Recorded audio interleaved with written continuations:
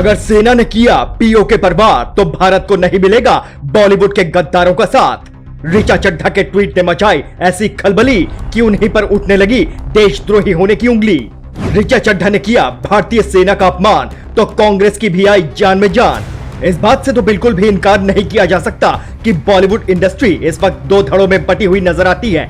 एक धड़ा तो वो है जो मोदी सरकार की नीतियों से प्रभावित रहता है और उनको इनडायरेक्ट रूप से समर्थन करता है, जबकि दूसरा धड़ा वो है जो नरेंद्र मोदी सरकार की नीतियों की पानी पी पी कर आलोचना करता है। इन बॉलीवुड सेलिब्रिटीज में स्वरा भास्कर और ऋचा चड्ढा जैसी अभिनेत्रियों का नाम भी शामिल है, जिनके ऊपर ये आरोप लगता है कि वो कांग्रेस की विचारधारा को समर्थन करने वाली अभिनेत्रियां हैं।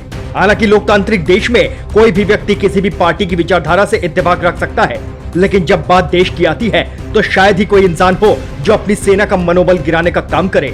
लेकिन भारत में कुछ ऐसे भी नकारा लोग हैं जो सरकार के साथ साथ सेना की नीयत पर भी सवाल उठा देते हैं। गुरुवार को ऋचा चड्ढा के ऐसे ही एक ट्वीट ने उन्हें ट्रोलर्स के निशाने पर ला दिया।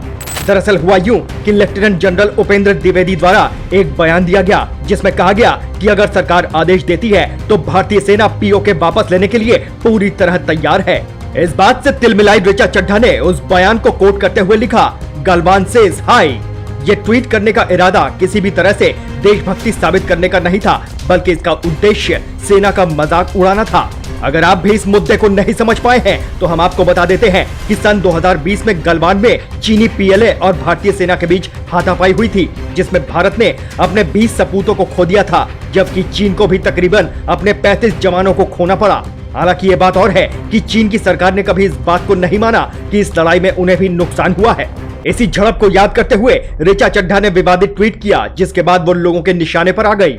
विवाद को आग की तरफ फैलता हुआ देख ऋचा चड्ढा ने एक बयान जारी करके अपने इस ट्वीट के लिए माफी तो जरूर मांग ली, लेकिन सेना के मजाक उड़ाने के पीछे की मंशा को वो अभी भी सही साबित नहीं कर पाई।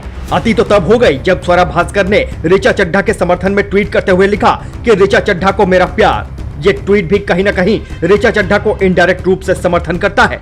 बॉलीवुड के खिलाड़ी कुमार भी इस विवाद में कूदे और ऋचा चड्ढा के ट्वीट को शर्मनाक बताते हुए लिखा, हमें अपनी सेना के प्रति एहसान फरामोश नहीं होना चाहिए, वो है तो हम हैं।